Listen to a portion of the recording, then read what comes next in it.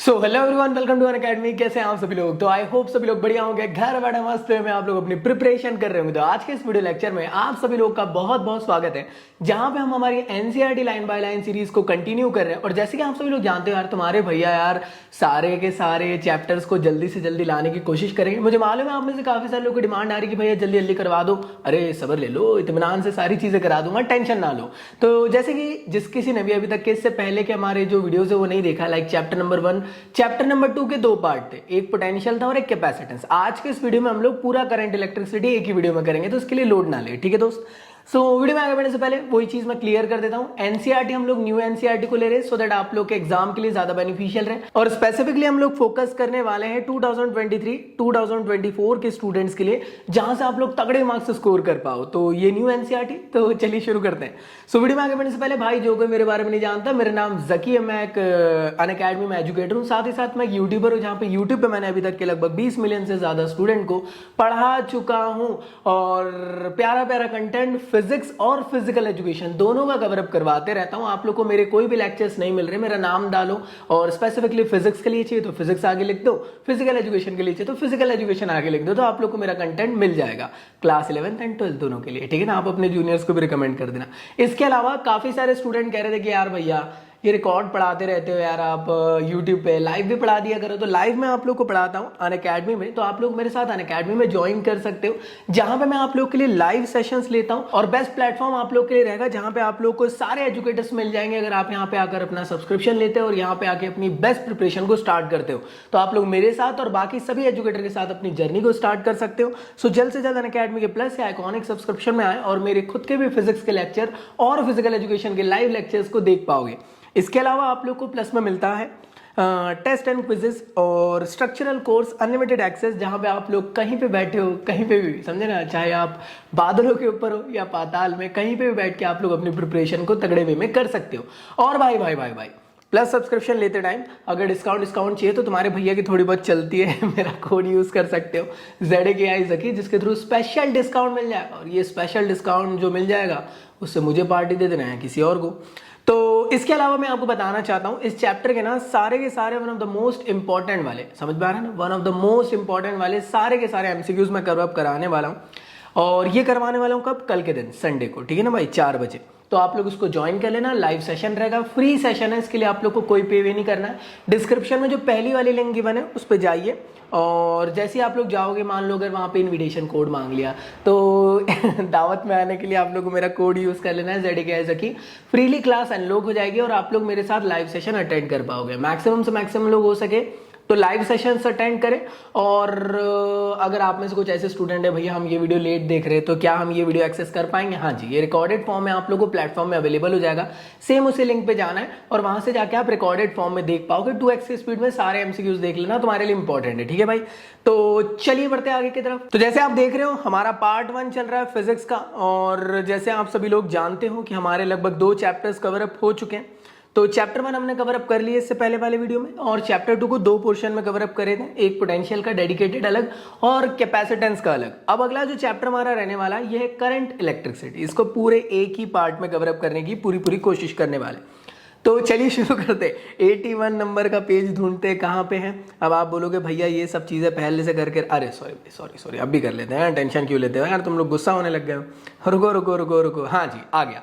तो chapter number 3 में आप सभी लोग का बहुत बहुत स्वागत है। तो जैसे कि आप सभी लोग जानते हो, पहला चैप्टर और दूसरा चैप्टर किस यूनिट के अंदर आता है? अगर आप उसको अच्छे से ऑब्जर्व करो तो पहला चैप्टर और दूसरा चैप्टर जो है ये आता है इलेक्ट्रोस्टैटिक के अंदर। आपने अभी तक के चैप्टर 1 में और चैप्टर 2 में ये पढ़ रहे थे कि जो चार्ज थे वो रेस्ट पे थे, वो मूवमेंट नहीं कर रहे थे, हाँ या ना? समझ में आ रहा है कि नहीं? तो जब चार्ज रेस्ट पे था तो उसकी प्रॉपर्टी के बारे में हम लोगों ने जाने, उसके बिहेवियर के बारे में जाने, कैसे टाइप के फोर्सेस लगते हैं, क्या होता है, सब कुछ जानने की कोशिश करे थे वहां पे।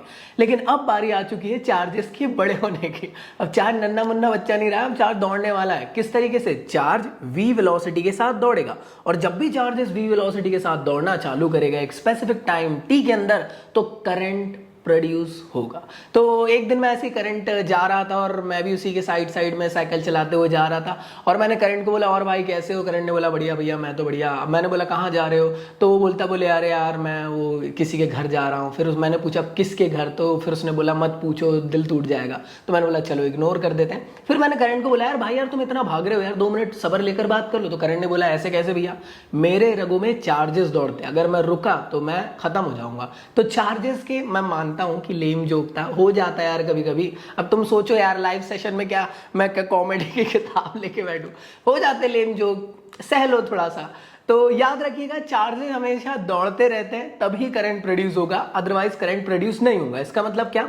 इस पूरे के पूरे चैप्टर में हम लोग पढ़ने वाले हैं किसके बारे में? इलेक्ट्रोडायनेमिक्स के बारे में। जब चार्जेस मोशन में आ जाते हैं और किस तरीके से उनका बिहेवियर रहता है, किस तरीके की प्रॉपर्टीज को शो करता है, वो आने वाले कुछ चैप्टर्स और इस चैप्टर्स में हम लोग पढ़ने वाले। क्लियर भाई लोग?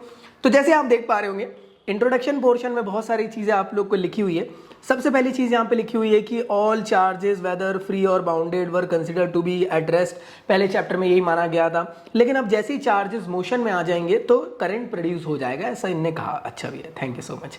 करंट के बारे में आपको ये बता रहे हैं, तो ये आप लोग को बता रहा है कि करंट ना ढेर जगह आप लोग को नेचर में देखने को मिलता है। अब कौन कौन सी जगहों में देखने को मिलता है? जब यार बादल गड़कते हैं, गड़कते नहीं गजरते, गजर, बादल क्या होते हैं? कड़कते नहीं, बादल क्या होते हैं? बादल गरजते हैं। तो जब बादल है जो गरजते हैं वो बरसते नहीं है। हाँ जी भाई, तो मान लेते हैं ये बादल है। क्लियर दोस्तों? आप जानते हो कि बादल बादल सब एक दूसरे से टकराते रहते, तो इस वजह से क्या हो जाता है, वहां पे आप लोग को इंडक्शन देखने को मिल जाता है। जो चार्जेस है वो सेपरेट हो जाते हैं कुछ इस तरीके से। मान लो यहाँ पे पॉजिटिव चार्जेस आ गए, क्लियर दोस्तों, एक एंड में, और इस एंड पे नेगेटिव चार्जेस आ गए। अब मैंने माना कि भैया ये नीचे ना ग्राउंड है। आप जानते हो ग्राउंड में आप लोग के इसके अपोजिट चार्जेस यहाँ देखने को मिल जाएंगे। लेट से यहाँ सारे के सारे पॉजिटिव चार्जेस हो गए। क्लियर दोस्तों? हाँ यार। और फिर होता क्या है फिर आप देखते होंगे वही, जो गरजते हैं वो बरसते नहीं है। अब गरजते हैं क्यों है? क्यों गरजते हैं? वो गरजते इसलिए कि जो नेगेटिव चार्जेस है ये जमीन पे आ जाते हैं। क्लियर दोस्तों? और खड़ फड़ फड़ फड़ फड़ फड़ ऐसा आपको वहां से आने लग जाती है। बहुत ही घटिया था ये भी, मैं जानता हूं। तुम लोग बोल रहे हो कहाँ वीडियो में आ गए।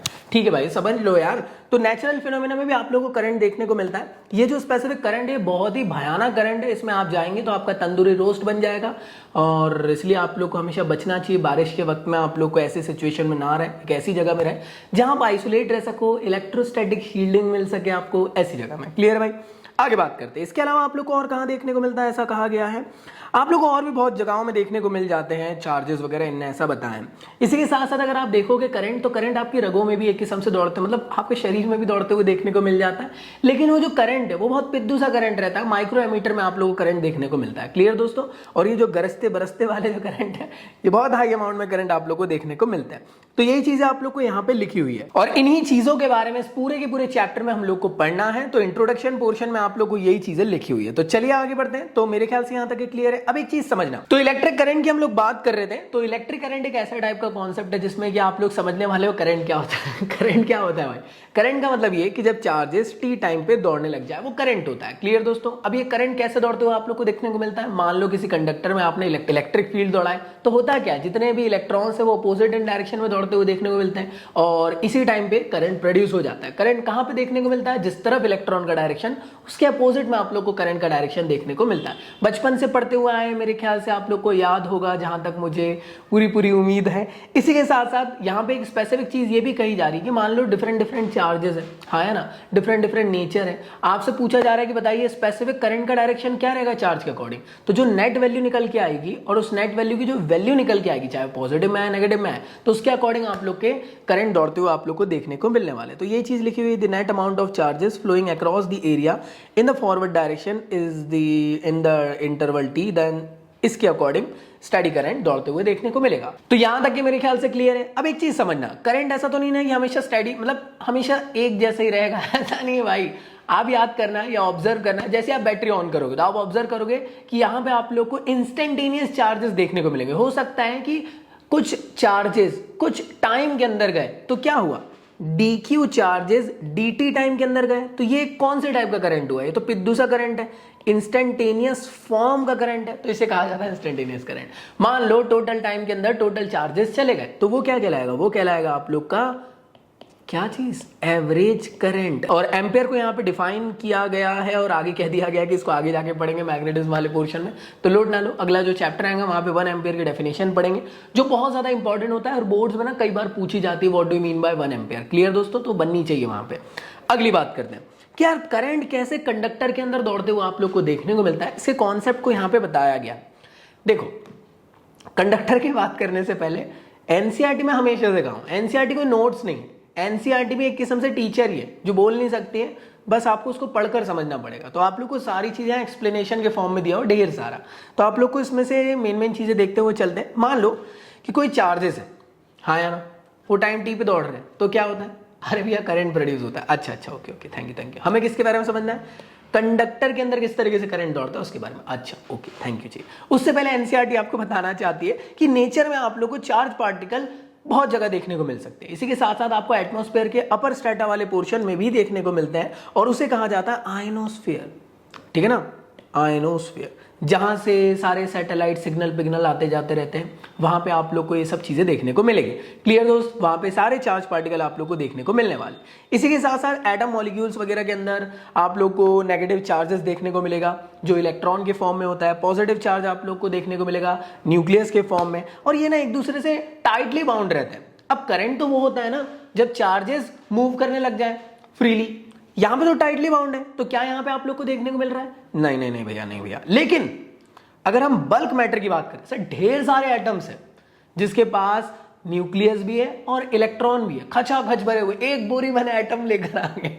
एक बोरी एटम जब लेकर आया तो उस वजह से क्या हुआ, बोरी के अंदर जितने भी एटम्स होंगे वो सभी के सभी एक दूसरे से चिपके रहेंगे। जैसे बस के अंदर 1,500 लोग भर देते हैं कई बार, सरकारी बस में आप जाओ या फिर लोकल बस में जाओ तो आपको समझ में आएगा कि आप सांस अंदर लोगे तो 3 लोग और आ सकते हैं। क्लियर दोस्तों, इतनी जगह बस में रहती है। तो जो मैंने आपको अभी एग्जाम्पल दिया सेम टू सेम ऐसे ही अगर आप लोगों ने बल्क में मैटर को लेकर आए, उसके अंदर ढेर सारे एटम्स टाइटली बाउंडेड एक दूसरे के साथ, तो इस टाइम पे एक एटम का इलेक्ट्रॉन दूसरे एटम की तरफ ट्रांसफर होते हुए देखने को मिल जाता है। क्लियर दोस्तों, तो कंडक्टर के अंदर भी होता ही है, ढेर सारे एटम्स रहते हैं, सभी के सभी टाइटली एक दूसरे के बाउंडेड रहते हैं। इस वजह से किसी एक एटम का फ्री इलेक्ट्रॉन दूसरे की तरफ चल जाता है, और जब इलेक्ट्रॉन मूव करेगा, चार्ज मूव करेगा एक टाइम टी में, तो करंट दौड़ने को देखने को मिल जाएगा। तो होता यही है। देखो, मान लो ये न्यूक्लियस है, ये इलेक्ट्रॉन है, ये न्यूक्लियस है, ये इलेक्ट्रॉन है, और ये न्यूक्लियस है और ये इलेक्ट्रॉन है। मान लो ये वाला इलेक्ट्रॉन इधर चला गया, तो यहाँ पे वैकेंट हो गया, तो इसने बोला अच्छा मैं आ जाता हूँ।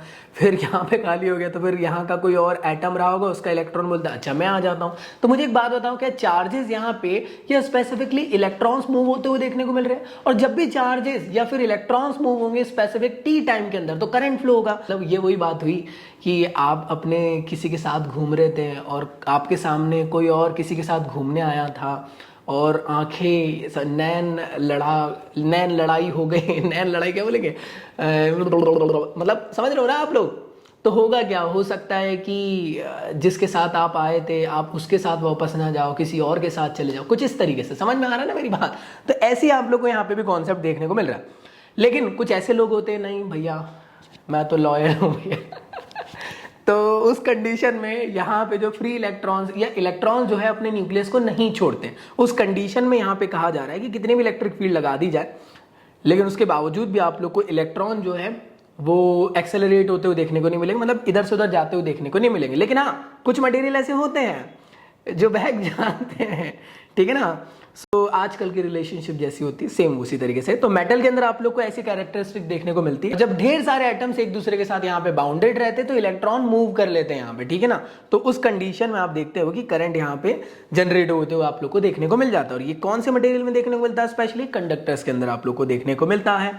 तो मेरे ख्याल से क्लियर हुआ कि जैसे आप लोग मान लो ये कंडक्टर है, जैसे आप कंडक्टर में इलेक्ट्रिसिटी फ्लो करा है, मान लो इस तरफ में पूरा पॉजिटिव, इधर में नेगेटिव, तो इस तरफ में इलेक्ट्रिक फील्ड दौड़ गई, हाँ है ना भैया।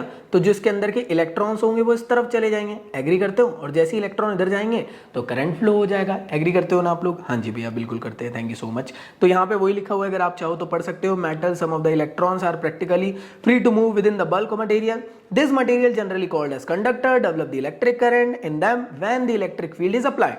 मेरे ख्याल से क्लियर है, हाँ या ना? चलो भाई नमस्कार।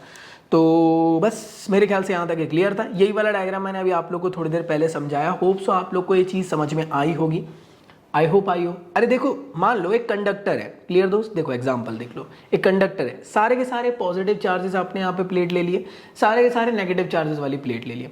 अब होगा क्या, पॉजिटिव से नेगेटिव की तरफ इलेक्ट्रिक फील्ड जाएगी, एग्री करते हो? तो इसके अंदर जितने भी इलेक्ट्रॉन रहेंगे वो किधर जाने की कोशिश करेंगे, इधर जाने की कोशिश करेंगे।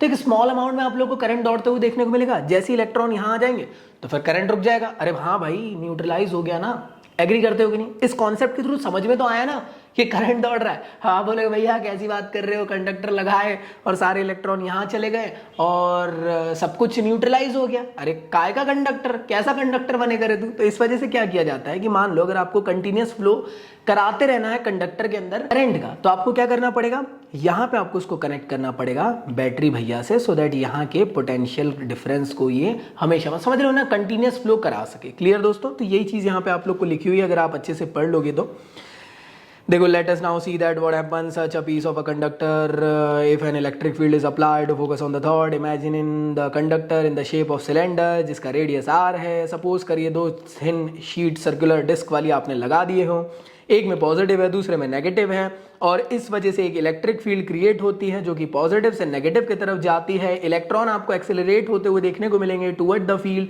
इस तरफ में टुवर्ड द पॉजिटिव। इस वजह से हमें ऑब्जर्व करेंगे कि एक छोटा सा करंट दौड़ेगा, बट हाँ थोड़ी देर बाद जो चार्जेस है वो न्यूट्रलाइज हो जाएंगे। और मैं ये कह सकता हूँ कि यहाँ पे एक छोटे से या शॉर्ट टाइम के अंदर आप लोग को एक करंट दौड़ते हुए देखने को मिलेगा, उसके बाद फिर रुक जाएगा।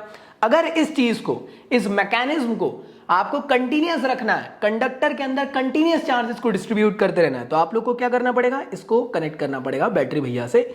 यहीं पे लिखा हुआ है। सो हाँ, this will result in the देखो भाई यहाँ पे लिखा हुआ है कि जैसे कहाँ गया कहाँ गया कहाँ गया, हाँ जी, mechanism which maintain the study current या study electric field are cell and battery. इस वजह से समझ में आ गया ना? हाँ है ना? तो करंट को आपको दौड़ाते रहना है, तो आप लोग को बैटरी यहाँ से कनेक्ट करनी पड़ेगी सो दैट कंडक्टर के अंदर करंट दौड़ सके। मेरे ख्याल से क्लियर है। करंट ऐसे ही नहीं दौड़ते हैं, समझने की कोशिश करना। ये सुनने करने में अच्छा लग रहा है, ऐसा नहीं होता है भाई, बहुत पेचीदी सी हरकत, समझ रहे हो? देखो क्या होता है ना कि दूसरे की रिलेशनशिप देखकर लगता है कि सब कुछ बढ़िया चल रहा है ना। जब आप दूर से कंडक्टर को देखते हो तो आपको ऐसा लगता है कि हाँ क्या बात है, इलेक्ट्रिक फील्ड दौड़ी और सारे इलेक्ट्रॉन ऐसे चलते बने।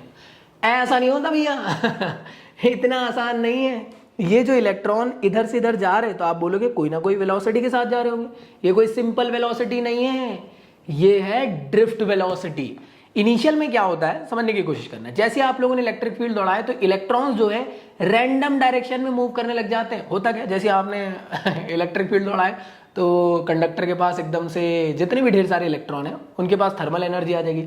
थर्मल एनर्जी आएगी तो पागलों की तरह भागेंगे इधर से उधर इधर से उधर। मतलब होता क्या है, मान लो ये कंडक्टर है तो ये इलेक्ट्रॉन है, तो इलेक्ट्रॉन कभी इधर कभी इधर कभी इधर कभी इधर कभी इधर कभी इधर ऐसे से भागने लग जाता है बहुत तेजी से। अब एक बात बताना, जैसे आप करंट दौड़ रहा है, अरे पॉजिटिव चार्जेस इस तरफ आ रहे होंगे, सारे इलेक्ट्रॉन्स इस तरफ जा रहे होंगे, तो पॉजिटिव चार्ज है ये, मान लो इलेक्ट्रॉन इससे टकराया है, कोई इधर एक और पॉजिटिव है, फिर इधर से टकराया, फिर इससे टकराया। तो ऐसे होते होते होता क्या है, इलेक्ट्रॉन का ना रैंडम डायरेक्शन आपको देखने को मिलता है इस तरीके से, दर दर दर दर दर दर दर। मतलब क्या, इनिशियल में इलेक्ट्रॉन हाई थर्मल वेलोसिटी के साथ दौड़ता है और due to the heavy collision with the positive charges धीरे धीरे करके उसकी जो वेलोसिटी है वो धीरे धीरे करके स्लोअर डाउन हो जाती है। अब एक बात बताना, इलेक्ट्रॉन यहां था, कभी इधर गया कभी इधर गया कभी इधर गया कभी इधर गया कभी इधर गया, तो रैंडम पोजीशन में जा रहे हैं। ऐसे ढेर सारे इलेक्ट्रॉन हैं, सब रैंडम पोजीशन में जा रहे हैं। इस वजह से जो इनकी एवरेज थर्मल वेलोसिटी आती है वो जीरो आ जाती है। समझ में आया कि नहीं? और फिर ध्यान से देखना, इलेक्ट्रॉन इधर गया इधर गया इधर गया इधर गया अल्टीमेटली इलेक्ट्रॉन मान लो यहां पे आ गया। तो इलेक्ट्रॉन कहां से कहां चला, यहां से यहां। मैं कह सकता हूं इलेक्ट्रॉन ऐसे ड्रिफ्ट होते हुए गया है ना, भले ही टकरा है लेकिन ड्रिफ्ट हुआ ना इस तरफ। तो यही वेलोसिटी कहलाती है ड्रिफ्ट वेलोसिटी, जिसके साथ इलेक्ट्रॉन इलेक्ट्रिक फील्ड के अपोजिट तरफ जाते हुए देखने को मिलता है। क्लियर दोस्तों? तो ये पेचीदी सी कहानी है, इसको आप लोग वन शॉट वीडियोस में देख सकते हो। मेरे जकी सौदागर फिजिक्स सर्च कर लेना, आपको मिल जाएगा। ठीक है ना दोस्त? एनसीईआरटी सीरीज इसलिए हम लोग ज्यादा फोकस कर रहे हैं कि हम एनसीईआरटी में फोकस कर सके। मैं आप लोग को ज्यादा एक्स्ट्रा चीजें नहीं बता रहा हूँ अपने हिसाब से। बता दो भैया कितने बुरे, चलो ठीक है बताते हुए चलूंगा। ठीक है चलो, तो अगला टॉपिक है ओम्स लॉ। ओम्स लॉ बचपन से पढ़ते हुए आए हैं मेरे ख्याल से, जब से होश संभाले हैं तब से तो समझ में आ ही गया है कि ओम्स लॉ क्या है। तो जीएस ओम्स भैया ने इसको निकाले थे। इन्होंने ये बताया था कि किसी भी सर्किट में अगर आप लोग को पता करना है कितना करंट दौड़ाया जा रहा है, कितना पोटेंशियल डिफरेंस है, तो उसके लिए एक स्पेसिफिक यहाँ कॉन्सेप्ट लेकर आया। उन्होंने ये बताया कि अगर कोई भी कंडक्टर है उसमें अगर आई करंट दौड़ रहा है तो वो किस पे डिपेंड करेगा, पोटेंशियल डिफरेंस पे। हाँ या ना, मतलब क्या, V जो है डायरेक्टली प्रोपोर्शनल है करंट पे, मतलब क्या, करंट की वैल्यू बढ़ेगी तो V की वैल्यू बढ़ेगी, V की वैल्यू घटेगी तो करंट की वैल्यू, ऐसा तरीके से। क्लियर भाई, बचपन से पढ़े, इसमें कोई बहुत बड़ी बात नहीं है। लिखा भी हुआ है कि let V be the potential difference between the end of the conductor, then the Ohm's law becomes that what, V inversely नहीं, डायरेक्टली प्रोपोर्शनल टू I। और प्रोपोर्शनैलिटी है, कांस्टेंट आएगा कुछ ना कुछ हटाने पे, हाँ जी, तो एक कांस्टेंट आता है R, जिसे हम लोग कहते हैं रेजिस्टेंस ऑफ कंडक्टर। क्लियर दोस्तों, इसकी SI यूनिट होती है, मतलब रेजिस्टेंस की SI यूनिट होती है ओम, ये ओम जादू वाला, और इसको डिनोट किया जाता है कुछ इस तरीके से। क्लियर दोस्तों, अब एक चीज समझना, ये रेजिस्टेंस किसी ना किसी चीज पे तो डिपेंड करेगा। भैया पहली चीज रेजिस्टेंस क्या होता है, रेजिस्टेंस मतलब रुकावट। जैसे आप उसके साथ मिलने जा रहे हो, आपकी मम्मी ने आपको रोक दी तो मम्मी आपके लिए रेजिस्टेंस हुई। क्लियर दोस्तों, तो ऐसे ही किसी कंडक्टर से अगर चार्जेस के फ्लो को रोका जा रहा है तो वो किसके थ्रू, रेजिस्टेंस के थ्रू। क्लियर दोस्तों, तो रेजिस्टेंस एक किस्म से रुकावट प्रोड्यूस करने का काम करता है। अब ये जो R है, देखो ध्यान से देखना, V which is equal to RI है, ठीक है दोस्त।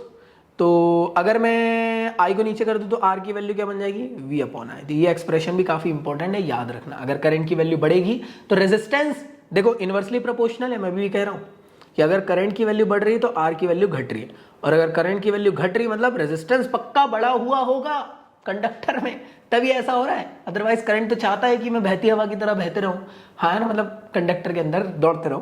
तो चलिए आगे बात करते हैं। तो रेजिस्टेंस किस पे डिपेंड करता है, तो रेजिस्टेंस ना डिपेंड करता है मटेरियल पे, कंडक्टर के, और साथ ही साथ उसके डायमेंशन पे, कितना बड़ा है, कितना, समझ गए ना। चलो आगे बात करते हैं। यहां तक के मेरे ख्याल से क्लियर है। हाँ भैया बिल्कुल बिल्कुल क्लियर है, बिल्कुल क्लियर है। अब जैसे मान लो यहाँ पे एनसीईआरटी जी ने एक एग्जांपल के थ्रू समझाई कि मान लो एक कंडक्टर है। क्लियर दोस्तों, आप इसका रेजिस्टेंस बता सकते हो कि भैया इतना है। अच्छा जी, मैंने क्या करा, सेम कंडक्टर पे जो करंट दौड़ रहा था उसी के बाजू में एक और कंडक्टर लगा दिया, इस तरीके से। दिख रहा है सबको, तो इससे भी सेम करंट दौड़ेगा। हाँ भैया, लेकिन कुछ डिफरेंसेस आएंगे। अरे पोटेंशियल डिफरेंस यहाँ पे बदल जाएगा भैया, 2 टाइम्स हो जाएगा। समझ में आ रहा है कि नहीं। मान लो ये आपका कंडक्टर था, मैंने इसको बीच से काट दिया, तो इसका एरिया 2 टाइम्स कट गया।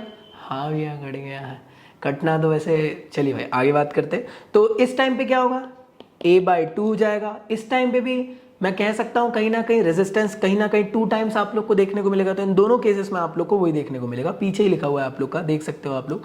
The potential difference across the end of the combination of the sum of potential difference across the 2 individual slab is 2 times of V, so that R की वैल्यू 2 टाइम्स ऑफ R बन जाएगी। Clear दोस्तों, अरे देखो simple के लिए V/I आया था, लेकिन इसके लिए 2V/I हो जाएगा, और V/I R होता है, इसलिए 2 टाइम्स ऑफ R हो गया। क्लियर दोस्तों, तो इससे ये समझ में आया कि भाई अगर हम लोग कंडक्टर की लेंथ को डबल कर देते हैं तो कहीं ना कहीं रेजिस्टेंस में फर्क पड़ा। हाँ भैया पड़ा, रेजिस्टेंस भी डबल हो गया। मतलब क्यों, कैसे, कहां, कब, इससे ये समझ में आया कि जो रेजिस्टेंस है लेंथ पे भी डिपेंड करता है। क्लियर दोस्तों, अब इमेजिन करो कि जो स्लैब था आप लोग का, इसको आपने कट डाउन कर दिया इस तरीके से बीच से, तो आप देख रहे होंगे कुछ इस तरीके से हो जाएगा। इसका एरिया जो था वो 2 टाइम्स मतलब डिवाइड हो जाएगा। हाँ जी भैया, तो इस टाइम पे क्या हुआ, इस टाइम पे भी आपने ऑब्जर्व करे, ध्यान से ऑब्जर्व करना। इस टाइम पे आपने ऑब्जर्व करे क्या, आगे पहले पढ़ लेते हैं। Imagine dividing the slab into the 2 by cutting the lengthwise so that the slab can be considered as the combination of the 2 identical slab of the length L but each have the cross sectional area of A/2। इस वजह से आप observe करोगे जो resistance है आप लोग का कितना हो जा रहा है, वो भी 2 टाइम्स। समझ में आया। तो ये चीज आपको कंडीशन याद होनी चाहिए कि एरिया पे भी डिपेंड कर रहा है। किस तरीके से, इनवर्सली प्रोपोर्शनल। पहली चीज क्या समझ में आया, लेंथ के डायरेक्टली प्रोपोर्शनल रेजिस्टेंस। दूसरी चीज एरिया ऑफ क्रॉस सेक्शन की इनवर्सली प्रोपोर्शनल। समझ में आया कि नहीं। देखो ध्यान से समझना, मैंने एरिया ऑफ क्रॉस सेक्शन को हाफ कर दिया था तो रेजिस्टेंस डबल हो गया। समझ में आ रहा है ना, इस वजह से इनवर्सली प्रोपोर्शनल है। यहां डायरेक्टली प्रोपोर्शनल क्यों था, क्योंकि जैसे ही मैंने लेंथ को डबल किया तो आर की वैल्यू डबल हुई, यहां हाफ करने पे डबल हुई। समझ में आ रहा है ना, कंफ्यूज मत होना, रोने लग जा रहा है भैया सर पटक रहे हम लोग, समझ ही नहीं आ रहा। अब आ रहा है। चलो, तो जैसे हम लोगों ने क्या करे, इस वैल्यू को और इस वैल्यू दोनों को एड ऑन कर दिए, तो हम ये कहे कि आर जो है, तो जैसे हम लोगों ने इन दोनों को एड ऑन करे तो आप लोग ऑब्जर्व करोगे ये हो जाएगा आर प्रोपोर्शनल टू L/A, और प्रोपोर्शनैलिटी साइन हटाने पे आप ऑब्जर्व करोगे कि प्रोपोर्शनैलिटी कांस्टेंट आएगा, और यहाँ पे कांस्टेंट का नाम दिया गया क्या, रेजिस्टिविटी। तो रो को हम डिनोट करते हैं रेजिस्टिविटी से, और रेजिस्टिविटी किस पे डिपेंड करती है? मटेरियल पे डिपेंड करती है कंडक्टर की, ना कि उसके डायमेंशंस पे। तो ये चीज याद रखना। और मान लो आपका जो ओम्स लॉ था वो क्या था? मान लो क्या होता ही I which is V which is equal to I R. तो आपने आर की वैल्यू पुट करे तो आपका एक नया फॉर्म बन जाएगा इस तरीके से। क्लियर दोस्तों? मेरे ख्याल से समझ में आया। इसी के साथ साथ दोस्त एक चीज याद रखना, जैसे अभी अपने करंट पढ़े, इसके अलावा एक और टॉपिक होता है, उसका नाम है करंट डेंसिटी। करंट डेंसिटी क्या है? देखो, करंट एक स्केलर फॉर्म है, करंट का वेक्टर फॉर्म की अगर बात करें तो वो होता है करंट डेंसिटी। करंट डेंसिटी क्या होती है? करंट डेंसिटी होती है करंट पर यूनिट एरिया। समझ में आया? हाँ या ना? क्लियर है भाई? इसको डिनोट किया जाता है जे से, कई किताबों में कैपिटल जे से किया जाता है, यहाँ पे स्मॉल जे से डिनोट किया गया। दोनों मतलब कोई इशू नहीं है, गलत नहीं है कोई। इसका जो स्पेसिफिक ऐसा यूनिट है वो है एम्पियर पर मीटर स्क्वायर। इसी के अलावा दोस्तों याद रखना, करंट डेंसिटी का डायरेक्शन किधर होता है? मान लो ये कंडक्टर है, इसका क्रॉस सेक्शन ले लिया ये, और इसका जो एरिया वेक्टर होगा वो इस तरफ होगा, और मान लो कंडक्टर में करंट इस तरफ दौड़ रहा है, तो जिस तरफ करंट का डायरेक्शन उसी तरफ करंट डेंसिटी का भी डायरेक्शन होता है। तो ये आपको पता होना चाहिए। इसी के साथ साथ करंट डेंसिटी का एक फॉर्म यहाँ पे बनाया गया, ध्यान से ऑब्जर्व करना आप सभी के सभी लोग। अब ध्यान से ऑब्जर्व करना, ये जो आपकी स्पेसिफिक इक्वेशन थी, दिख रही सबको? मतलब V which is equal to I rho L by A, ये इक्वेशन की बात कर रहा हूं। V की वैल्यू क्या होती है? V की वैल्यू होती है EL। इसको पुट कर दूं? हाँ भैया कर दो। जैसे मैं पुट कर दूंगा तो इक्वेशन क्या बन जाएगी हमारी? वो बन जाएगी भैया EL which is equal to, यहां पे देखो, आई रो एल अपॉन ए। और आप जानते हो सभी के सभी आई बाय ए क्या होता है? वो होता है J, करंट डेंसिटी, अभी पढ़े ना। तो अगर फॉर्म हमारा कन्वर्ट होगा कुछ इस तरीके से बन जाएगा। हाँ भैया बिल्कुल बन जाएगा। मुझे एक बात बताओ, क्या इस तरीके से आपका फॉर्म दिखने लग जाएगा एल से एल काटने के बाद? हाँ भैया बिल्कुल दिखने लग जाएगा। और याद रखिएगा, जो रेजिस्टिविटी होती है वो होती है रेसिप्रोकल ऑफ कंडक्टिविटी। कंडक्टिविटी को हम डिनोट करते हैं किससे? सिग्मा से। तो मुझे एक बात बताओ, अगर मुझे इसकी वैल्यू रखना है तो क्या हो जाएगी? और यहां पे ऑब्जर्व करना, रेजिस्टिविटी क्या होती है? कंडक्टिविटी के रेसिप्रोकल। हाँ या ना? तो मैं क्या कर रहा हूं, बेसिकली कंडक्टिविटी की वैल्यू यहां पे रख दूंगा, तो आपका जो जे का फॉर्म है वो बन जाएगा J which is equal to sigma E. मैं जानता हूं मैं थोड़ा डायरेक्ट करा रहा हूं, बिकॉज एनसीईआरटी पढ़ रहे हैं अभी हम, और एनसीईआरटी में सब चीजें डायरेक्ट है। अगर आप मेरे वन शॉट्स देखोगे तो आप लोग को सारी चीजें इत्मीनान से समझ में आएगी आप लोग को। तो इसलिए मेरी रिक्वेस्ट है कि हम लोग एनसीईआरटी को समझ रहे हैं। अगर आपको डेडिकेटेड वन शॉट्स देखना है तो आप वन शॉट्स के थ्रू अच्छे से समझना। ये सारे डेरिवेशन बहुत प्यार से मैंने समझाया हूँ। जकी सौदागर फिजिक्स सर्च मारे, आपको सारा कंटेंट मेरा मिल जाएगा। फिजिक्स इसलिए लिखना जरूरी है बिकॉज मेरा फिजिकल एजुकेशन का कंटेंट भी है, तो मेरा नाम बस डाल दोगे ना तो नहीं मिल पाएगा, इसलिए बोल रहा हूँ। फिर हौच पौच हो जाएगा, तुम्हारे लिए प्रॉब्लमेटिक है। वही मैंने कहा आप लोग को, जो सिग्मा यहाँ पे ये क्या होता है? 1/ρ होता है, और इसे कंडक्टिविटी कहा जाता है। क्लियर दोस्तों? मेरे ख्याल से क्लियर है, हाँ या ना? अच्छा मुझे एक बात बताओ, कंडक्टेंस किसके रेसिप्रोकल होता है? कमेंट बॉक्स में आंसर करना। अगली बात करते हैं, अगला टॉपिक है ड्रिफ्ट वेलोसिटी या ड्रिफ्ट ऑफ इलेक्ट्रॉन या ओरिजिन ऑफ रेजिस्टिविटी या ओरिजिन ऑफ, मतलब बहुत सारे नाम है इसके। चलो भाई, तो इसका एक और क्या नाम है? इसका एक और नाम है क्लासिकल थ्योरी, ऐसा कुछ है, classical theory of electric current, इस तरीके से। क्लियर भाई? तो ध्यान से ऑब्जर्व करना। देखो यहाँ पे थोड़ी सी चीजें आप लोग को समझना है कि कंडक्टर के अंदर क्या हो रहा है। ध्यान से, मैंने आपको स्टार्टिंग में बताया ना, कंडक्टर के अंदर ढेर सारे फ्री इलेक्ट्रॉन्स है। जैसे ही आप लोग करंट दौड़ाओगे तो क्या होगा? जितने भी इलेक्ट्रॉन्स है वो थर्मल एनर्जी एक्वायर करेंगे, और ढेर सारे इलेक्ट्रॉन थर्मल वेलोसिटी के साथ रैंडम मूवमेंट करना चालू करेंगे, कभी इधर कभी इधर कभी इधर। रैंडम मूवमेंट क्यों हो रहा है किस्म से? वो इसलिए भी हो रहा है कि देखो, अगर कोई इलेक्ट्रॉन यहां से चलना चालू करा, यहां गया, यहां पे एक पॉजिटिव चार्ज था, उससे टकराया, फिर इधर गया, पॉजिटिव चार्ज था, फिर टकराया, इधर एक पॉजिटिव चार्ज था, फिर टकराया, फिर इधर एक पॉजिटिव चार्ज था, फिर टकराया, फिर एक पॉजिटिव। तो ऐसे पॉजिटिव चार्जेस से टकरा रहा है, तो कभी इधर कभी इधर कभी इधर कभी इधर, और बहुत हाई वेलोसिटी रहती है उस टाइम पे। कितनी वेलोसिटी रहती है हाई? तो मैं आपको बताना चाहता हूं, जो हाई वेलोसिटी आप लोग की उस टाइम पे इलेक्ट्रॉन की रहती है, इनिशियल में जो थर्मल वेलोसिटी मिलती है उसके वजह से वो रहती है 10⁵ मीटर पर सेकंड की। लेकिन due to the heavy collision होने की वजह से पॉजिटिव चार्जेस के साथ उसकी जो वेलोसिटी है वो हो जाती है 10⁻⁻14 मीटर पर सेकंड की। तो ये आप लोग को पता होना चाहिए। बट हम वापस एनसीईआरटी में आते हैं, तो वापस एनसीईआरटी में आते हैं। तो जैसे इलेक्ट्रिक फील्ड दौड़ाए तो क्या हुआ भैया? थर्मल एनर्जी मिली इलेक्ट्रॉन्स को। थर्मल एनर्जी मिलने की वजह से इलेक्ट्रॉन्स रैंडम मूवमेंट करना चालू कर दिए। थर्मल वेलोसिटी आपको देखने को मिली हर इंडिविजुअल इलेक्ट्रॉन की। करोड़ों इलेक्ट्रॉन है, करोड़ों इलेक्ट्रॉन रैंडम पोजिशन में दौड़ रहे हैं। इस वजह से आप लोग को जो इनिशियल वेलोसिटी है या जो थर्मल वेलोसिटी है वो जीरो देखने को मिलती है। समझ में आया? तो यहां पे वही लिखा हुआ है। अब मुझे एक बात बताओ, हर इलेक्ट्रॉन मूव कर रहा है, कुछ ना कुछ एक्सेलरेशन तो प्रोड्यूस कर रहा होगा ना हाँ भैया कर रहा होगा। तो एक्सेलरेशन कितना होता है भाई? तो एक्सेलरेशन अगर तुम्हें निकालना है तो वो निकाल सकते हैं, न्यूटन ने अपनी सेकंड लॉ में उसकी माँ के बारे में बताया तो वाले फॉर्मूले से। अब फोर्स कितना होगा यहाँ पे? फोर्स होगा QE which is equal to MA, और चार्ज कितना है? नेगेटिव है ना, इस वजह से MA, और A की वैल्यू हो जाएगी -E/m। तो यही चीज नेगेटिव में आप लोग को एक्सेलरेशन देखने को मिल रहा है इलेक्ट्रॉन्स का।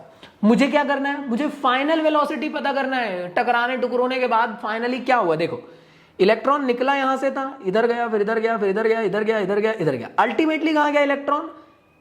इस जगह से इस जगह गया। तो ये ड्रिफ्टिंग हुई, खसकना हुआ इलेक्ट्रॉन को। तो मुझे पता करना है अल्टीमेट वेलोसिटी क्या मिली उसकी। तो कैसे पता कर सकते हैं? आप जानते हो यार कि आप लोग के पास एक इक्वेशन है, मुझे बताना जरा ये क्या होती है। v which is equal to u plus AT। Equation बताइए क्या होता है। हम लोगों ने इसका यहाँ पे यूज करे, ये हो गया आप लोग का फाइनल वेलोसिटी, ये हो गया इनिशियल, और ये था एक्सेलरेशन A, उसकी वैल्यू यहाँ पे पुट कर दी गई।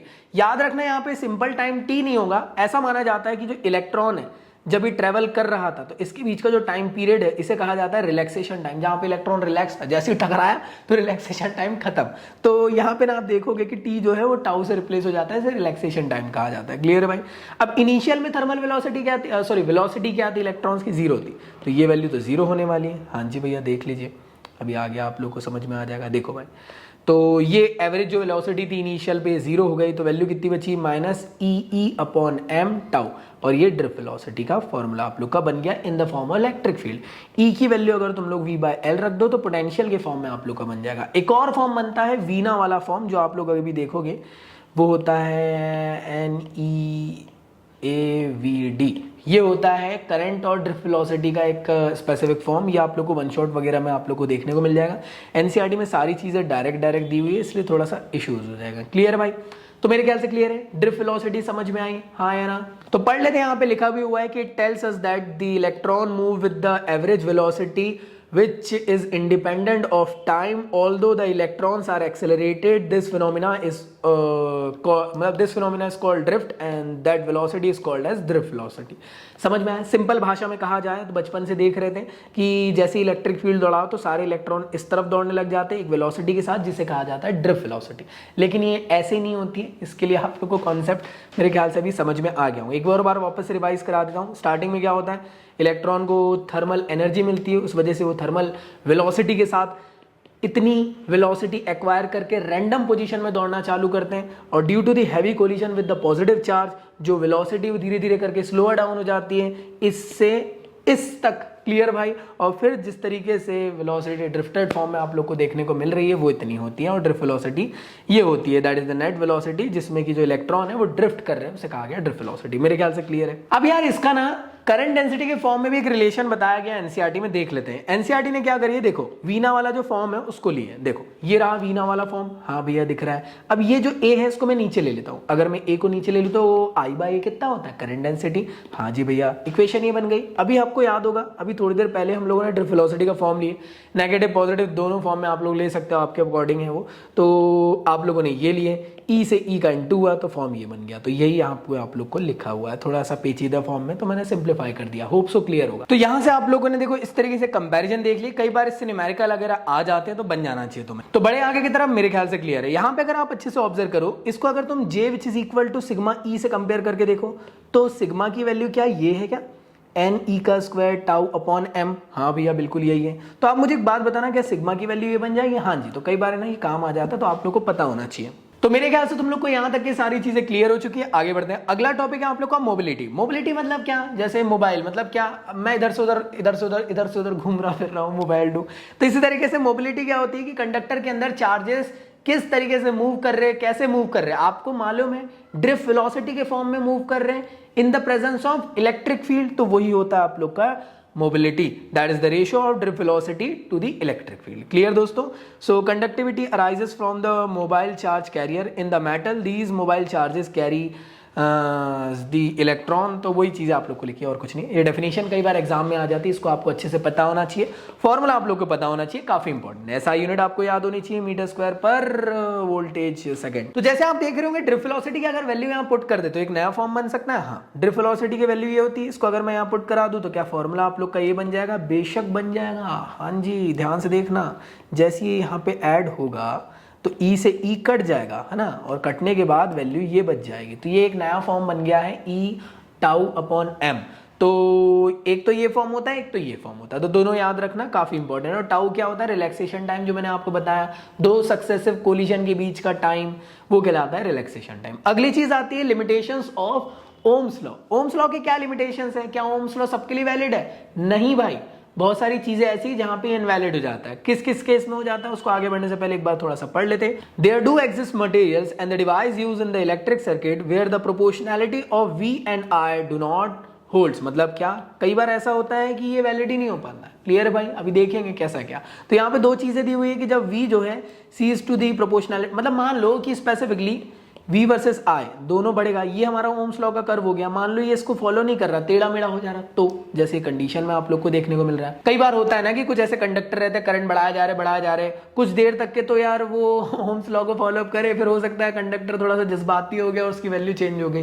तो कई बार हो जाता है इस तरीके से, आपको चेंजेस देखने को मिल जाते हैं। तो अगले स्पेसिफिक पॉइंट में आप लोग को ये चीज लिखी हुई है, करंट और वोल्टेज के बारे में एक चीज आप लोग को बताई जा रही है कि मान लो जैसे देखो, अभी तो V और I आप लोग को इस तरीके से देखने को मिल रहा है कि V बढ़ रहा है तो I बढ़ रहा है सेम डायरेक्शन में। क्लियर दोस्तों, मान लो V की वैल्यू चेंज हो गई तो यहां पे करंट की वैल्यू भी आप लोग की बदल जाएगी भाई। और जो पहले करंट प्रोवाइड किया जा रहा था, जिस तरीके से कर्व बन रहा था, वैसे जब V की वैल्यू चेंज हो जाएगी तो वैसे नहीं बनेगा। जैसे कर्व में आप लोग देख पा रहे होंगे, ये सेमीकंडक्टर के केसेस में आप लोग को ज्यादातर देखने को मिलता है, जो उसकी एप्लीकेशंस होती है उसके केसेस में, कि जब V की वैल्यू चेंज कर देते तो उस टाइम पे जो करंट है वो कई बार सैचुरेट भी हो जाता है, ना तो बढ़ता है ना तो घटता है, कितना भी V बढ़ा लो। अगला जो कर्व है आप लोग का, ये है गैलियम आर्सेनाइड का। यहाँ पे आप लोग ऑब्जर्व कर रहे होंगे, जैसे जैसे V की वैल्यू बढ़ रही है वैसे वैसे करंट की वैल्यू बढ़ रही है। आप बोल रहे हैं वाह वाह वाह वाह, ओम्स लॉ फॉलो हो पूरा, कहां तक के? बस यहां तक के समझ में आए। इसके बाद आप देख रहे होंगे पॉजिटिव में वैल्यू चेंजेस होते हुए देखने को मिल रही है, यहाँ पे नेगेटिव में वैल्यू चेंजेस होते हुए देखने को मिल रही। क्या ही V को फॉलो अप कर रही है? नहीं कर रही।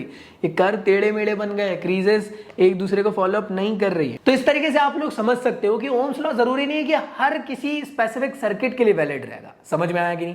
इनवैलिड भी हो सकता है। क्लियर भाई। अगले टॉपिक की बात करते हैं, रेजिस्टिविटी ऑफ वेरियस मटेरियल। तो आप लोग को डिफरेंट टाइप के मटेरियल्स की रेजिस्टिविटी के बारे में पढ़ना है, आइए उसको समझते हैं। आपके एनसीईआरटी में ये चीज को मेंशन किया गया है कि मेटल के पास बहुत लो रेजिस्टिविटी होती है। सीधी सिंपल बात है ना, मेटल के अंदर करंट बहुत तेजी से दौड़ता है तो रेजिस्टिविटी की वैल्यू डेफिनेटली कम होती होंगी, और वो होती है इस रेंज के अंदर। इंसुलेटर जो है, बेसिक सी बात है, इंसुलेटर रोकने की कोशिश करता है। क्यों? क्योंकि इसके अंदर रेजिस्टिविटी हाई रहती है एज कंपेयर टू मेटल के। और कितने टाइम्स हाई रहती है? 10⁻18 टाइम्स हाई रहती है। और अगर सेमीकंडक्टर की बात करी जाए तो यार इनिशियल में ना ये फूफा जी की तरह है कि मतलब कि गुलाब जामुन खाना भी है लेकिन मना भी कर रहे हैं। इनिशियल पे रूम टेम्परेचर में आप लोग को रेजिस्टिविटी दिखाते, जैसे ही टेम्परेचर बढ़ाते हो तो होता क्या है, रेजिस्टिविटी यहाँ पे चेंज हो जाती है। मैं कह सकता हूं रेजिस्टिविटी डिक्रीज होने लग जाती है। The resistivity characteristics decreases with the arise in the temperature. मेरे ख्याल से क्लियर है, याद रखना इंपॉर्टेंट है। इसके बाद अगला जो टॉपिक है, इसमें आपको बताया गया कि रेजिस्टिविटी जो है किसी भी स्पेसिफिक मटेरियल की, वो कैसे डिपेंड करती है टेम्परेचर पे। हाँ या ना, समझ में आ रहा है कि नहीं मेरी बात? देखो,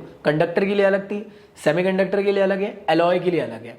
एलॉय के लिए वैसे पहले से हाई रहती है, तो आप लोग टेम्परेचर बढ़ाओगे तो हल्का फुल्का चेंजेस देखने को मिलेगा। अब मान लो टेम्परेचर आपने बढ़ाए, है ना, इंक्रीज करे, उस वजह से रेजिस्टिविटी में कितना चेंज आया, उसको पता करने के लिए एक स्पेसिफिक फॉर्मूला है, वही ये जो होता है आप लोग का rho T which is equal to rho naught 1 plus alpha T minus T naught. Clear दोस्तों? अल्फा क्या होता है यहाँ पे? Temperature coefficient of the resistivity होता है। याद रखना है इसको, हम लोगों ने सब चीजें यहाँ पे पढ़े हैं, ये पूरा का पूरा डेरिवेशन है, बट एनसीईआरटी ने इसको प्यार से मतलब आगे बढ़ा दिए। ये रहा आप लोग का फॉर्मूला, आप लोग मेरे वन शॉट से देख लेना, होप सो आप लोग को वहां से समझ में अच्छे से आ जाएगा। बट मेनली इस चीज को याद रखो, इसके थ्रू तुम लोग पता कर सकते हो कि जैसे ही टेम्परेचर बढ़ा तो मटेरियल के अंदर रेजिस्टिविटी की वैल्यू में क्या चेंजेस आप लोग को देखने को मिलता है, अल्टीमेटली वो इसके थ्रू निकाला जा सकता है। क्लियर दोस्तों? मेटल के लिए हाँ ये याद रख लो कि कंडक्टर या मेटल के लिए हमेशा याद रखना अल्फा की वैल्यू, या फिर मैं कह सकता हूं टेम्परेचर कोफिशिएंट की वैल्यू वो पॉजिटिव आती है, सेमीकंडक्टर के लिए नेगेटिव आती है, एलॉय के लिए जीरो ही रहती है। क्लियर भाई? तो ये चीज आपको पता होनी चाहिए।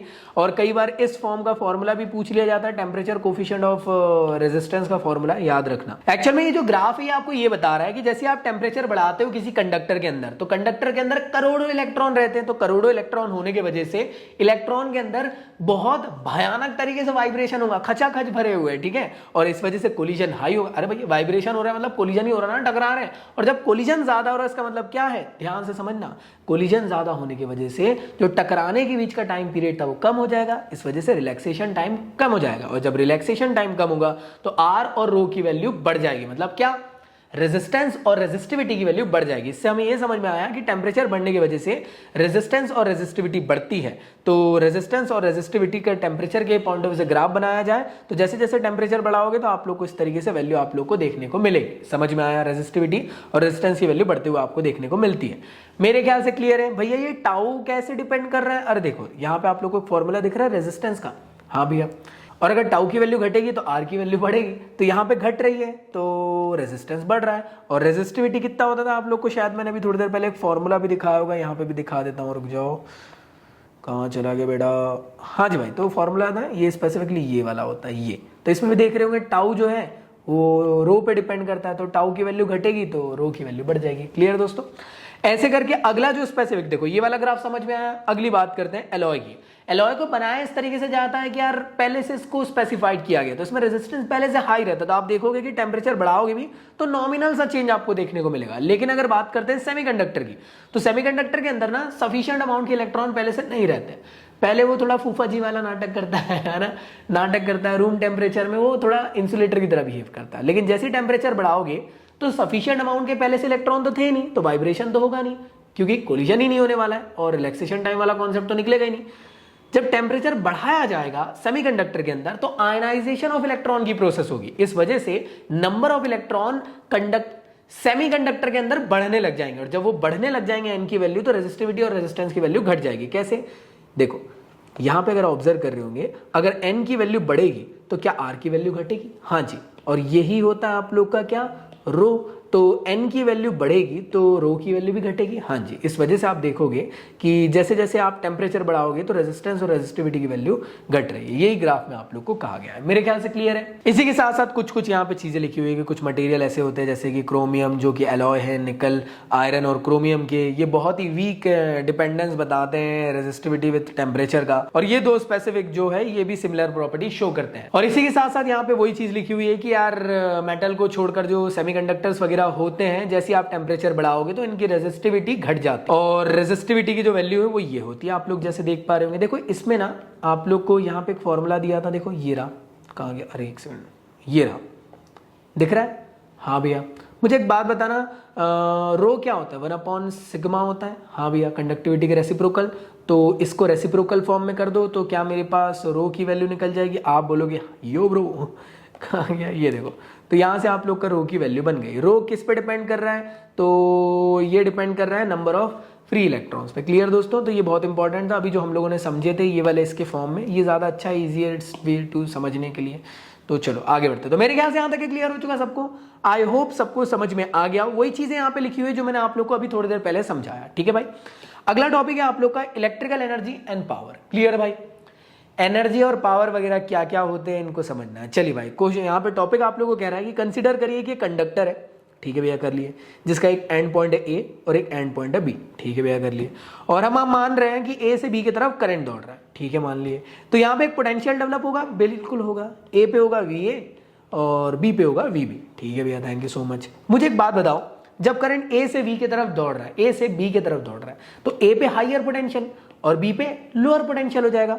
मान लो यहाँ पे हाई वैल्यू, यहाँ पे लो, मतलब जीरो वैल्यू। अब मालूम नहीं है तो मान लो इधर पे वी वैल्यू, इधर पे जीरो वैल्यू। हाँ भैया, तो मुझे एक बात बताओ, क्या वी ए वी बी के बड़ा होगा, मतलब से बड़ा होगा? आप बोलोगे जी भैया, यो ब्रो छोकरो। तो अगर मैं तुमसे बोलता हूं कि पोटेंशियल डिफरेंस की वैल्यू कितनी है, तो तुम लोग कहोगे जो भैया पोटेंशियल डिफरेंस की वैल्यू होगी ये पक्का जीरो से बड़ी आएगी। एग्री करते हो? अब मुझे पता करना है कि यार इस केस में पोटेंशियल डिफरेंस की वैल्यू तो पता कर लिया आपने, मुझे बताइए पोटेंशियल एनर्जी की वैल्यू में कितना डिफरेंस होगा। मतलब du which is equal to final minus initial, और u क्या होता है? U होता है आप लोग का W के बराबर। और W क्या होता है? W मतलब वर्क डन। कहां से निकाले? सेकंड चैप्टर से पढ़ो जरा, मतलब V which is equal to W by Q। तो W कितना हो जाएगा? W हो जाएगा QV। तो फाइनल पोटेंशियल पे कितना होगा? वो हो जाएगा भैया Q इंटू VB। और यहां पे कितना हो जाएगा? Q into VA। और आप ऑब्जर्व करोगे कि जब चार्जेस A के B के तरफ जा रहे हैं उस टाइम पे जो पोटेंशियल एनर्जी निकल के आएगी आप लोग की, वो नेगेटिव आएगी, मतलब जीरो से कम आएगी। क्यों? क्योंकि थोड़ा सा ऑब्जर्व करना, यहां पे तो आपका पोटेंशियल ड्रॉप हो रहा था, मान लो जीरो था, तो जो फाइनल है वहां की वैल्यू जीरो हो जाएगी और आपकी वैल्यू सिर्फ देखने को मिलेगी ये वाली, मतलब नेगेटिव ऑफ dQV। और आप देख रहे होंगे यहाँ पे Q की वैल्यू पुट कर दिया गया करंट के फॉर्म में, अरे I which is equal to Q by T के फॉर्म में। तो आपका इक्वेशन ये आ गया। और यहां से ये बताया गया कि जो पोटेंशियल एनर्जी में जो चेंज आप लोग को देखने को मिला वो जीरो से कम है। तो ये कहा गया है मेनली कि जब चार्ज मूव करेगा without collision through the conductor, तो जो काइनेटिक एनर्जी है वो भी चेंज होगी। इस वजह से जो टोटल एनर्जी है उसमें कोई आप लोग को चेंजेस देखने को नहीं मिल रहा है। इस वजह से आप लोग की जो वैल्यू है कुछ इस तरीके से देखने को मिल रही है। और ये कहा गया कि जो टोटल एनर्जी है वो कंजर्व हो गई। आप बोल रहे हो ये सब क्या बातें चल रही है? अब जो लिखा है एनसीईआरटी में पढ़ा रहा हूं। अगर सिंपल पढ़ाना रहता तो मैं अब भी बता देता चुपचाप से तुम्हें कि भैया जो इलेक्ट्रिकल एनर्जी है वो इतनी होती है, जो मेन फॉर्मूला याद रखना है, और पावर का जो फॉर्मूला है वो इतना होता है। मेन बस इतना ही है, इससे न्यूमेरिकल डायरेक्ट आता है और कुछ भी नहीं है। समझ में आया कि नहीं? बट हाँ चलो ठीक है, एनसीईआरटी जी बोल रही तो पढ़ लेते। So in case the charge were moving free throughly the conductor under the action of electric field, kinetic energy would also increase as they move. We have, however, see earlier that on the average charge carry do not move with the acceleration but with the steady drift velocity. यही चीज आपको देखने को मिल रही है, कोई बहुत बड़ी बात नहीं है। आपने अभी ऑब्जर्व करेगी कंडक्टर के अंदर इलेक्ट्रिक फील्ड दौड़ाओ तो इलेक्ट्रॉन जो है वो इनिशियल में तो वेलोसिटी बढ़ गई, फिर बाद में अल्टीमेटली जो एक वेलोसिटी देखने को मिली वो क्या थी? वो थी ड्रिफ्ट वेलोसिटी के फॉर्म में। अच्छा, thank you so much. During the collision the energy gain by the charges, वही जब कोलिजन धनाधन जब इलेक्ट्रॉन्स इधर से उधर टकरा रहे थे तो ड्यू टू द कोलिजन दस is shared with the atom, the atom vibrated. वही चीज है। तो ये चीज मेरे ख्याल से क्लियर हुई कि जब ज्यादा कोलिजन हो रहा था तो क्या होता था? वाइब्रेशन होता था इलेक्ट्रॉन का। याद आया? तो वही चीज यहाँ पे देखने को मिलेगी कि जो एटम है ज्यादा वाइब्रेट होने की कोशिश करेंगे। इस वजह से जो एटम के अंदर आप लोग को हीट देखने को मिलेगा। मतलब क्या, कई बार होता है ना मोबाइल ज्यादा चलाओ तो गर्म होने लग जाता। क्यों हो रहा है? कि यहाँ पे ज्यादा से ज्यादा एटम कोलाइड कर रहे हैं, कोलिजन हो रहा है, वाइब्रेशन हो रहा है इलेक्ट्रॉन का। समझ में आया कि नहीं? इस वजह से हीटअप देखने को मिल रहा है। और जब हीटअप होगा तो मुझे एक बात बताना, कंडक्टर के अंदर क्या एनर्जी में डेसिपेट होगा आप लोग को? आप बोलोगे बेशक होगा भैया, यो ब्रो छोकरो, बिल्कुल होगा। और अगर आपको एनर्जी निकालना है तो पहले वर्क डन निकालना पड़ेगा। और वर्क डन कितना होता है भैया? वर्क डन होता है QV, और Q की वैल्यू यहां पुट करी गई है IT, तो इस वजह से आपका फॉर्मूला बना ये। और पावर आप जानते हो, पावर होता है work done per unit time. और आपने W की वैल्यू यहां पुट करें और आपने ऑब्जर्व करें कि यहां पे जो T था डेल T से कट गया और पावर का फॉर्मूला बना VI। और इस V पे अगर आपने ओम्स लॉ के अकॉर्डिंग वैल्यू रख दिए तो आप लोग, तो भाई E के ये फॉर्म है और P के ये फॉर्म है। याद रखना, काफी इंपॉर्टेंट है। एनर्जी की यूनिट तो आप जानते हो कि जूल होती है। कमर्शियल यूनिट की बात करी जाए तो चलो लिखा है, फिर भी बता दो कमेंट बॉक्स में कितना होता है। पावर की यूनिट वॉट होती है, चीज आपको पता होना चाहिए। किलोवाट कितना होता है? इसके बराबर होता है 1 HP होता है कितने? 746 वॉट के बराबर। ये कमर्शियल यूनिट होती है पावर की। कई बार एग्जाम में पूछा जाता है 1 HP, ठीक है ना, हॉर्स पावर। तो चलो आगे बढ़ते हैं। यहां तक क्लियर है, समझ में आया? अब मुझे एक बात बताना, क्या ये सब चीजें आप लोग को आपके रोजमर्रा में देखने को मिल रही है? हाँ जी, मेरे सामने जो लाइट जल रहा है इसमें भी क्या हो रही है भाई? मैंने इसको चालू किया, एनर्जी जनरेशन इसमें चालू हो गया, हाँ या ना? एनर्जी जनरेशन हो मतलब क्या, बेसिकली हो क्या रहा है? इलेक्ट्रॉन यहाँ पे वाइब्रेट हो रहे होंगे बहुत तेजी तरीके से, और जब इलेक्ट्रॉन हैवीली वाइब्रेट हो रहे तो एटम क्या हो रहे होंगे? हीटअप हो रहे होंगे। इस वजह से मैं अगर इस लाइट को छूकर देखूंगा तो मुझे चटका लग जाएगा। सेम टू सेम मुझे वही कंडीशंस देखने को मिलती है कि कोई भी हम इलेक्ट्रॉनिक डिवाइस को छूकर देखते हैं, बहुत देर से चल रहा है तो गर्म क्यों हो जाता है? इसी कंडीशंस की वजह से हो जाता है। एनर्जी डेसिपेशन उसमें देखने को मिलता है। ठीक है, आगे आप लोग को यही चीज लिखी हुई थी, power shows the dependence of the power dissipate in the resistance R in the conductor। वही चीज है और कुछ भी नहीं है भाई। देखो इसी के साथ ना भाई यहाँ पे एक काफी इंपॉर्टेंट चीज लिखी हुई है कि जैसे कि आप सभी लोग जानते हो कि यार जहां से बिजली बन रही है, बड़े बड़े ट्रांसमिट इस तरीके से यहाँ से वायर वगैरह आते हैं, आप देखते होंगे, सुनते होंगे, बहुत हाई वोल्टेज होता है इसके अंदर। आप सोचो यार, वहां से यहाँ लेकर आना है, कैसे लेकर आया जाएगा? हाई वोल्टेज के थ्रू।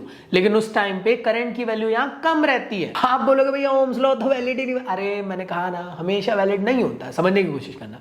तो आप बोलोगे भैया एक सेकंड, वो जो बड़े बड़े वायर जा रहे हैं उससे करंट बहुत लो है और वोल्टेज बहुत हाई है। हाँ जी बिल्कुल, जैसे आपका घर आता है वहां पे फिर क्या किया जाता है, वहां पे क्या किया जाता है, ट्रांसफार्मर भैया रहते हैं जो वोल्टेज को ड्रॉप करते हैं और आप लोग को स्पेसिफिक अमाउंट का करंट और वोल्टेज मिल पाता है। आपके घर में जितना चाहिए उतना सफिशिएंट आपको मिल जाता है। समझ में आया कि नहीं? और इस वजह से जो ट्रांसमिशन लाइन जाती है उसमें हाई वोल्टेज रहता है, इस वजह से उसको सिटी के बीच से नहीं गुजारा जाता है, एक ऐसी जगह से गुजारा जाता है जहां से कोई इश्यूज ना हो सके लोगों को। तो यही चीज आप लोग याद रखना कि हमेशा ना स्पेसिफिकली ओम्स लॉ वैलिड नहीं रहता है। यही चीज आप लोग को यहाँ पर बताई गई है और कुछ भी नहीं। इससे ज्यादा आप लोग को डिटेल में नहीं पढ़ना है। लेकिन पेन क्यों नहीं चल रहा है भाई, क्या हो गया? Pen pen pen. तो मेरे ख्याल से तुम लोग को यहाँ तक के सभी चीजें समझ में आई। आई होप तुम लोग को सारी चीजें क्लियर हो गई होंगी। चलो भाई आगे बात करते हैं। अगला जो हमारा स्पेसिफिक टॉपिक है वो है सेल क्या होता है, ईएमएफ क्या होता है, इंटरनल रेजिस्टेंस क्या होता है, इसको समझते हैं। देखो सिंपल वे में समझेंगे तो ज्यादा मजा आएगा। सेल क्या है? सेल मतलब बैटरी। हाँ भैया, काफी सारे लोग ना एक वहम में रहते हैं कि बैटरी जो है वो स्पेसिफिकली चार्जेस को पैदा करती है। हर वायर के अंदर, ये जो वायर मेरे पास, इस वायर के अंदर ढेर सारे फ्री इलेक्ट्रॉन्स हैं, ठीक है, मरे हुए एक किस्म से, मम्मी की तरह एकदम मुर्दा लाश पड़े हुए हैं। बैटरी क्या करती है? इनको एनर्जी प्रोवाइड करती है। जैसे आपको आपके घर वाले खाना खिलाते हैं और बोलते जाओ बेटा गेहूं पिसा के आ जाओ, ज्यादा उड़ो मत हमें में, है ना? सेम वैसे ही तो अब आप गेहूं पिसाने चल जाओगे क्योंकि आप खाली पेट नहीं हो, आपके पास एनर्जी आ गई है। तो ऐसे ही हर वायर के अंदर ढेर सारे चार्जेस रहते हैं। मतलब क्या, कंडक्टर है भाई, तो कंडक्टर के अंदर तो फ्री इलेक्ट्रॉन्स रहेंगे। तो जो फ्री इलेक्ट्रॉन्स है उनको बैटरी एनर्जी देती है और बोलती है जाओ बेटा सर्किट में घूम के आ जाओ। और जैसे ही एनर्जी मिलती है किसको? इलेक्ट्रॉन्स को, चार्जेस को, तो वो करंट दौड़ाने लग जाते हैं। क्यों? क्योंकि एनर्जी मिलने पे चार्जेस दौड़ते हैं और चार्जेस दौड़ेंगे तभी तो करंट प्रोड्यूस होगा। तो याद रखना सेल जो है सिर्फ और सिर्फ एनर्जी प्रोवाइड करने का काम करता है, ना कि चार्जेस प्रोड्यूस करने का काम करता है। ये चीज याद रहेगी। इसी के साथ साथ याद रखना एक टॉपिक है वो है ईएमएफ। ईएमएफ ना पहले के टाइम पे ऐसा माना जाता था, मान लो इस तरीके से, ध्यान से देखना। आपको मालूम है ना सारे के सारे इलेक्ट्रॉन इस तरफ जा रहे हैं। तो पहले ऐसा लग रहा था कि बैटरी जो है इलेक्ट्रॉन को अपने तरफ खींच रही है कोई एक फोर्स से, अदृश्य फोर्स से। तो इस वजह से उसका नाम दिया गया इलेक्ट्रोमोटिव फोर्स। कई जज्बात में बहने वाले लड़के इलेक्ट्रोमैग्नेटिक फोर्स बोल देंगे। इलेक्ट्रोमैग्नेटिक फोर्स नहीं है भाई, इलेक्ट्रोमोटिव फोर्स है। मैग्नेटिक फोर्स वो दूसरा होता है, अलग आगे देखेंगे इलेक्ट्रोमैग्नेटिक फोर्स। क्लियर भाई? इलेक्ट्रोमैग्नेटिक फोर्स क्या होता है भाई? इसका एक नाम है, बहुत ही फेमस नाम है। आई थिंक सेकंड मतलब इसके आने वाले चैप्टर्स में हम लोग पढ़ेंगे, 6 चैप्टर के अराउंड पे। तो मुझे कमेंट बॉक्स में बताओ जरा क्या होता है इलेक्ट्रोमैग्नेटिक फोर्स का नाम क्या है। छोड़ो उस सब चीजों को, वापस से आते हैं इलेक्ट्रोमोटिव फोर्स। तो इलेक्ट्रोमोटिव फोर्स क्या है? अरे जो पोटेंशियल डिफरेंस होता है वही होता है इलेक्ट्रोमोटिव फोर्स, और कुछ भी नहीं है। मान लो ये रहा आप लोग का सेल। हाँ भैया, आप एक बात बताओ सभी के सभी, इलेक्ट्रॉन यहां से निकलेगा, करंट इस तरफ से दौड़ेगा, यो ब्रो। इलेक्ट्रॉन गया इधर, यो ब्रो। इलेक्ट्रॉन गया इधर, यो ब्रो। इलेक्ट्रॉन गया इधर, यो ब्रो। इलेक्ट्रॉन गया इधर, यो ब्रो। इलेक्ट्रॉन आ गया यहां। अब एक बात बताओ, ऐसे ढेर सारे इलेक्ट्रॉन आएंगे, सारे इलेक्ट्रॉन आके यहां पे डिपॉजिट हो जाएंगे, सर्किट तो पूरा खत्म हो गया। एग्री करते हो कि नहीं?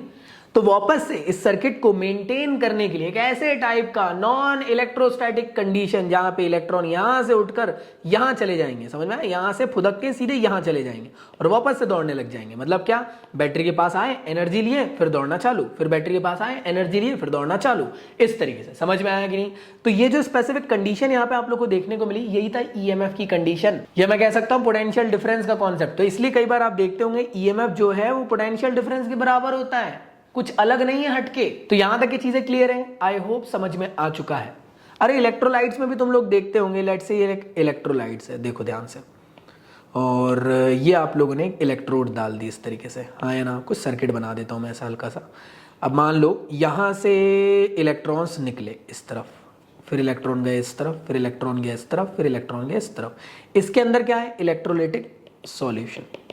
ठीक है दोस्तों, अब एक बात बता रहा, इलेक्ट्रॉन यहां आ जाएगा है ना? अब ये सर्किट तो कंप्लीट ही नहीं हो रहा है, करंट पूरा दौड़ा गया। अरे भाई जब तक ये कंप्लीट नहीं होगा तब तक होगा नहीं। फिर क्या होता है? यहां पे लगती है नॉन इलेक्ट्रोस्टैटिक कंडीशन, जिससे कि ये चार्ज यहां से यहां चले जाए और फिर दौड़ सके, और फिर यहां पे आएगा, फिर नॉन इलेक्ट्रोस्टैटिक कंडीशन। तो यही जो स्पेसिफिक कंडीशन थी ना, potential difference across this point, यही कहलाता है ईएमएफ, और कुछ भी नहीं। तो चलिए बढ़ते हैं आगे की तरफ। जैसे आप देख रहे हो यहाँ पे लिखा हुआ है, the difference in the potential is called as electromotive force of the cell and it is denoted by E, इस तरीके से, या फिर एप्सिलॉन नॉट की तरह यहाँ डिनोट किया जाता है। मतलब क्या? E which is equal to difference in potential difference. मान लो इसमें पॉजिटिव वी है और इस वाले में नेगेटिव वी है, तो कितना हुआ? E which is equal to positive V minus negative V. Clear दोस्तों? और याद रखना इलेक्ट्रोमोटिव फोर्स आपको बड़ा देखने को मिलेगा, जीरो से और कुछ नहीं है। इसी के साथ साथ आप लोग को यहाँ पे एक और चीज लिखी हुई है कि जो ईएमएफ है ये ऐसा कोई फोर्स नहीं है, ये एक्चुअल में पोटेंशियल डिफरेंस ही है। पहले ऐसा माना गया था कि कोई एक फोर्स होता था, जैसे मैंने आपको अभी थोड़ी देर पहले स्टोरी बताया था, वो झूठी पुटी निकली, समझ में आया कि नहीं। लेकिन जो ईएमएफ होता है एक्चुअल में ये पोटेंशियल डिफरेंस है और कुछ भी नया खास नहीं है, यहाँ पे आप लोग को मेंशन किया गया है। और यही चीज आप लोग को लिखी हुई है कि जितना पूरे सर्किट के अंदर जो पोटेंशियल डिफरेंस होगा वो बराबर होता है ईएमएफ के। यही लिखा हुआ है, अब लिखा होता है भाई, जब लंबा लेक्चर हो जाए ना तो कुछ भी निकलने लग जाता है। आगे बात करते हैं। दस EMF E is the potential difference between the positive and the negative electrode in the open circuit when no current is flowing through it। तो ये डेफिनेशन आप लोग लिख सकते हो, यही चीज EMF। क्लियर भाई, नॉन इलेक्ट्रोस्टैटिक कंडीशन। अब यार इसके बाद अगला टॉपिक आता है आप लोग का पोटेंशियल टर्मिनल पोटेंशियल डिफरेंस, ठीक है ना। अब ये टर्मिनल पोटेंशियल डिफरेंस क्या होता है, मान लो देखो ये बैटरी है, बैटरी का एक एंड ए है, एक एंड बी है, हाँ है ना। यहाँ पे आप लोग को टर्मिनल पोटेंशियल डिफरेंस को पता करना है, मतलब क्या VA माइनस VB, मतलब डेल V की वैल्यू कितनी चेंजेस आ रही है टर्मिनल पोटेंशियल्स में। तो देखो इसके लिए पूरा का पूरा टॉपिक है, बट हम लोग इसको थोड़ा सा ऊपर से समझ लेते हैं, सो दैट आप लोग को चीजें एटलीस्ट पता हो। मान लो एक बैटरी है, एग्री करते हो, मान लो इस बैटरी को आप चार्ज कर रहे हो, अरे जैसे पावर बैंक है उसको चार्ज कर रहे हो, तो चार्जेस अंदर आएंगे सेल के, हाँ भैया बिल्कुल आएंगे। तो उस टाइम पे जो पोटेंशियल डिफरेंस आपको देखने को मिलेगा टर्मिनल्स पे, वो होगा E प्लस IR। और मान लो ये बैटरी है, ये डिस्चार्ज हो रही है, आप मोबाइल यूज कर रहे हो तो डिस्चार्ज हो रही है बैटरी, तो उस टाइम पे चार्जेस बैटरी से जा रहे हैं, तो उस टाइम पे जो टर्मिनल पे जो पोटेंशियल डिफरेंस आएगा वो आएगा E माइनस IR। ये बहुत इंपॉर्टेंट कंडीशन है, याद रखना, यही चीज यहाँ पे आप लोग को मेंशन की गई है। और इसी फॉर्मूले को अगर हम लोग यहाँ पे V की वैल्यू रख दें और एक नया फॉर्म बन सकता है करंट का, वो बन सकता है E upon R plus R।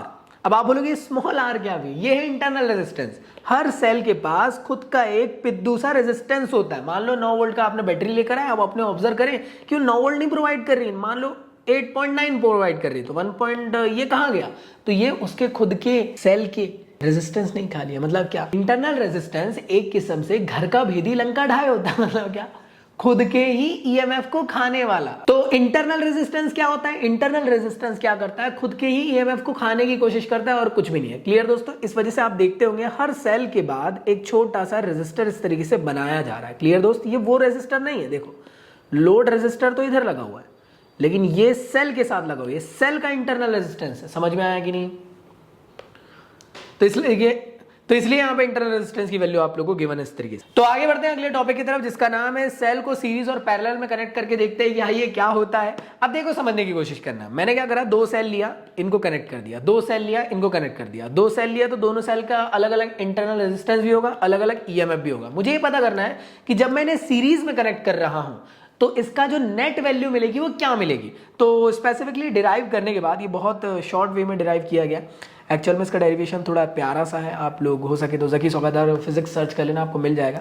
But हाँ, जो डायरेक्टली आप लोग को चीज़ मिल रही है वो आपको याद रखना बहुत ज़रूरी है। याद रखना कि सीरीज में जो ईएमएफ रहता है वो एड ऑन हो जाता है, मतलब क्या, E1 प्लस E2 हो जाएगा। इसका इंटरनल रेजिस्टेंस आपको इक्विवेलेंस में एड ऑन होकर मिलेगा, और इसका ईएमएफ और इसका ईएमएफ आपको एड ऑन होकर मिलेगा, और इसका इंटरनल रेजिस्टेंस और इसका इंटरनल रेजिस्टेंस आप लोग को एड ऑन मिलेगा। मतलब क्या, R इक्विवेलेंस की वैल्यू भी आप लोग को R1 प्लस R2 के फॉर्म में मिलने वाली है। और मान लो कि ये सेल ऐसे लगे हुए थे तो आपको वैल्यू ये मिल रही थी। मान लो अब सेल एक को किसी आप मान लो एक को आपने पलटा दी इस तरीके से, तब क्या होगा, ठीक है ना। जगह मान लो आप लोगों ने यहाँ पे पोलैरिटी को चेंज कर दी एक सेल की, तो याद रखना यहाँ पे E1 प्लस E2 मिल रहा था, अब मिलेगा E1 माइनस E2। समझ में आया इस फॉर्म में। क्लियर है भाई लोग। तो मेरे ख्याल से तुम लोग को यहाँ तक की चीजें क्लियर है। यहाँ पे कुछ चीजें लिखी हुई है कि भैया इक्विवेलेंस में अगर n नंबर ऑफ सेल लगा दिया जाए तो n number of individual EMF हो जाएगा, और n नंबर ऑफ इंडिविजुअल उनका इंटरनल, मतलब क्या, समझो देखो E1 E2 E3 ऐसे n नंबर तक के, तो कितना हो जाएगा, n टाइम्स ऑफ E हो जाएगा। और ऐसी R1 R2 R3 से लेकर Rn तक के, तो मतलब n नंबर ऑफ R की वैल्यू हो जाएगी, ये लिखा है और कुछ भी नहीं। अगला आप लोग का फॉर्म है वो ये है सीरीज वाला। सीरीज में क्या किया गया है, सीरीज में 2 सेल्स को यहां पे कनेक्ट कर दिया गया। ध्यान से ऑब्जर्व करना इस तरीके से। अगर आप अच्छे से देख रहे होंगे तो आप देख पा रहे होंगे कि यार जो करंट आप लोग को दोनों सेल की तरफ से मिल रहा है, मतलब पहले वाले सेल की तरफ से I1 करंट, दूसरे की तरफ से I2, फिर आकर ये यहाँ पे ब्रांचेस में I हो गया, फिर यहाँ से आके फिर टूट गया। मुझे एक बात बताना, ब्रांचेस में यहाँ पे करंट टूट रहे घट रहे, यो ब्रो, तो यहाँ पे कुछ अलग कंडीशंस आप लोग को देखने को मिलने वाली है। और मुझे एक बात बताना, अगर कोई तुमसे पूछता है कि इस पॉइंट पे और इस पॉइंट पे आप लोग बताइए स्पेसिफिकली करंट की वैल्यू कितनी है, तो देखो जितना करंट यहाँ से आया, जितना करंट यहाँ से आया, उतना करंट यहाँ पे मिला, मतलब क्या, I which is equal to I1 plus I2 हो रहा है। ये किरचॉफ लॉ के थ्रू हो रहा है, आगे देखेंगे अभी। तो इसके थ्रू जो ईएमएफ मिल रहा है वो मिल रहा है आप लोग को इतना, और इसके थ्रू जो रेजिस्टेंस आप लोग को मिल रहा है, इंटरनल रेजिस्टेंस, वो मिल रहा है इतना। बहुत इंपॉर्टेंट फॉर्मूला याद रखना आप लोग को, बनना चाहिए। ये पूरा डेरिवेशन आप लोग को मैंने बता चुका हूँ, आप लोग स्पेसिफिक वन शॉट वीडियो देख लोगे तो आपको समझ में आ जाएगा। तो मेरे ख्याल से तुम लोग को यहाँ तक ये चीजें क्लियर है। हाँ जी, अगला जो टॉपिक इसका नाम है किरचॉफ्स रूल। किरचॉफ्स रूल क्या होता है? देखो, ओम्स लॉ इतना कैपेबल नहीं है कि वो हर कॉम्प्लिकेटेड से कॉम्प्लिकेटेड सर्किट को सॉल्व करके बता दे, स्पेसिफिकली वैल्यूज बता दे, करंट की वैल्यू बता दे, फलाने की वैल्यू बता दे, ढिमके की वैल्यू बता दे। अब ये नहीं बता पाता है तो उसके लिए किरचॉफ भैया ने सोचे कि यार अपन को ही अब मैदान जंग में उतरना पड़ेगा।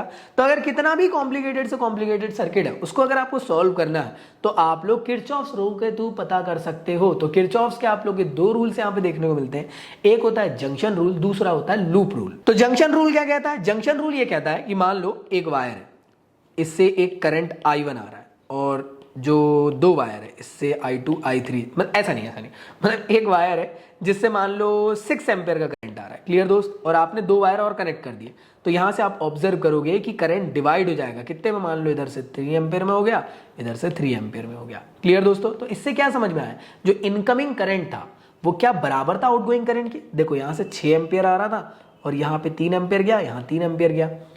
तो यही होता है किरचॉफ्स का पहला लॉ। ये कहता है कि sum of all incoming current at the junction which is always equal to the sum of all current which are outgoing from the junction. Clear दोस्त? जंक्शन क्या होता है? देखो, दो वायर को ज्वाइन कर दूंगा तो ये नोड कहलाता है। क्लियर दोस्तों? 2 से 3 वायर को ऐड कर दूंगा तो जंक्शन कहलाएगा। तो 3 से ज्यादा पॉइंट्स मतलब यहाँ पे कनेक्टेड होने चाहिए तो जंक्शंस होंगे। और जंक्शन रूल हमेशा ये कहता है क्या, कि sum of all the current entering at the junction which is always equal to the sum of all the current leaving at the junction. Clear भाई? इसके बाद सेकंड लॉ ये कहता है स्पेसिफिकली कि सर्किट के अंदर जितना भी पोटेंशियल डिफरेंस आप लोग को देखने को मिलेगा उनकी जो नेट वैल्यू 0 मिलती है, मतलब क्या, डेल वी की वैल्यू 0। तो ये होता है आप लोग का लूप रूल। क्लियर दोस्तों? पहला वाला क्या है कि sum of all incoming current outgoing current which is always, मतलब देखो मान लो इनकमिंग करंट है इतना, आउटगोइंग करंट है इतना। क्लियर दोस्तों? इनको इधर ले लो, I1 plus I2 minus I3 minus I4 which is equal to 0। इन सब का सम करा दो, summation of all the current which is equal to 0। तो मैं ये कह सकता हूं पहला वाला रूल क्या कहता है, summation of all the current which is at junction which is always equal to 0। Second क्या कहता है कि जो चेंजिंग इन पोटेंशियल डिफरेंस है वो कितना होता है सर्किट के अंदर, 0 होता है। क्लियर दोस्त? इनके ऊपर न्यूमेरिकल भर भर के आते हैं, आपको एग्जाम में बनने चाहिए, एग्जामिनेशन में आने चाहिए। क्लियर दोस्त? अगर तुम लोग कहोगे तो मैं एक डेडिकेटेड किरचॉफ्स लॉ के ऊपर कैसे क्वेश्चंस को सॉल्व करते हो बना दूंगा वीडियो। तो मैं आप लोग को एक छोटी सी इसके ऊपर ना रूल्स बता देता हूँ, वो काफी इंपॉर्टेंट है, तुम्हारे न्यूमेरिकल में काम आ जाएंगे, रिवाइज भी हो जाएगा कुछ लोगों को। हाँ जी भाई, याद रखिएगा।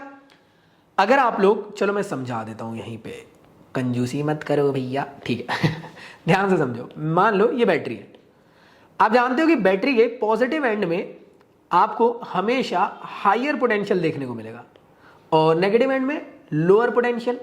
और मान लो आपने जब क्वेश्चन सॉल्व करते हैं ना तो पाथ चूज करना पड़ता है। मान लो आप इस तरफ पाथ ले रहे हो, क्लियर दोस्त, आप कहां जा रहे हो, आप हायर पोटेंशियल से लोअर की तरफ जा रहे हो, तो हमेशा याद रखना पोटेंशियल जो है वो ड्रॉप हो जाएगा। और पाथ अगर मान लो ये ले लिए, मतलब जहां से आप लोअर पोटेंशियल से आप हायर पोटेंशियल की बात कर रहे हो, तो यहाँ पे जो पोटेंशियल है वो गेन हो जाता है। क्लियर दोस्तों? इसी तरीके से रेजिस्टर के लिए क्या करना पड़ता है, तो देखो मान लो ये रेजिस्टर है, रेजिस्टर में ना कंफ्यूजन हो जाता है। बैटरी में तो समझ में आ गया, पॉजिटिव एंड में हायर लोअर हो गया, नेगेटिव एंड में।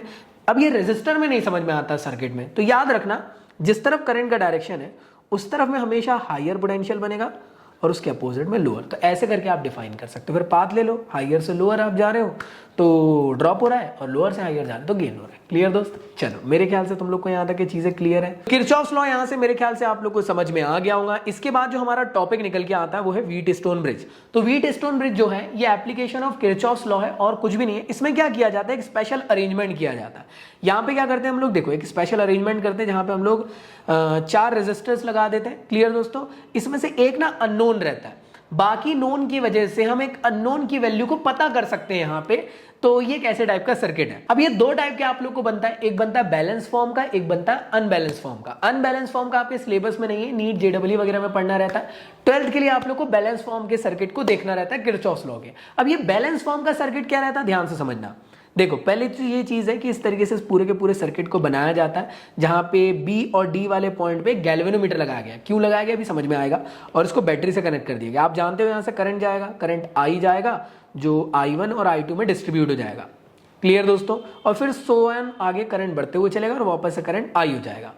अब ध्यान से ऑब्जर्व करना, यहां पे बैलेंस कंडीशन में होता यह है कि बी और डी पे जो V की वैल्यू है, मतलब पोटेंशियल की वैल्यू, वो कांस्टेंट मिलती है। और जब पोटेंशियल की वैल्यू कांस्टेंट मिलती है तो इस मिड पोर्शन में कोई करंट आपको दौड़ते हुए देखने को नहीं मिलता है। यही है बैलेंस फॉर्म की कंडीशन। सो बैलेंस फॉर्म की कंडीशन क्या है कि if the bridge is balance, there is no current flowing and the potential difference remains same at B and D। मतलब B और D में अगर पोटेंशियल डिफरेंस सेम है ना, B पे और D पे अगर लेट से एक स्पेसिफिक पोटेंशियल डिफरेंस आपका आ रहा है और अगर वो सेम है तो किसी भी तरीके से यहाँ पे करंट दौड़ते हुए इस पोर्शन में आपको देखने को नहीं मिलेगा और उसको डिटेक्ट किया जाएगा गैल्वेनोमीटर की मदद से। इस वजह से आप देख रहे होंगे यहां से करंट आई आया, यहाँ पे I1 चला गया। देखो अब आपको दिमाग में आया होगा कि यहां से करंट डिवाइड होना था, और लेकिन आप देख रहे होंगे कि यहां से करंट I1 यहां पहुंच गया, यहां से करंट I2 यहां पहुंच गया और फिर वापस से अल्टीमेटली करंट यहां पे एड ऑन हो गया। क्लियर दोस्तों। यहां पे करंट जीरो दौड़ा है, समझ में आया कि। तो ये एक बैलेंस कंडीशन होती है व्हीटस्टोन विच, बहुत इंपॉर्टेंट है, एग्जामिनेशन में आता है। कंस्ट्रक्शन याद रख लेना कि इसमें 4 रेजिस्टर होते हैं, कुछ इस तरीके से अरेंज किए जाते हैं और बी और डी पे आप लोग का जो पोटेंशियल डिफरेंस है वो सेम देखने को मिलता है, जिस वजह से इस पोर्शन में करंट नहीं दौड़ता है। यही कंडीशन बैलेंस कंडीशन कहलाती है। और इसके थ्रू एक फॉर्मूला निकल के आता है, वो होता है R1/R2 which is equal to R1/R2 which is equal to R3/R4। इस वजह से मान लो R3 अननोन है तो इसकी वैल्यू को निकाला जा सकता है और कई बार इसका डेरिवेशन भी आपको एग्जाम में आता है। ठीक है भाई, तो इसको आप लोग को प्रैक्टिस करना पड़ेगा। तो होप सो तुम लोग को ये चीज समझ में आ गई होंगी। आई होप आप लोग को मजा आया होगा आज के इस वीडियो लेक्चर में। और कैसा लगा वीडियो लेक्चर मुझे कमेंट बॉक्स में बताना। और चलिए भाई मिलते हैं नेक्स्ट वीडियो में, जब तक के लिए गुड बाय।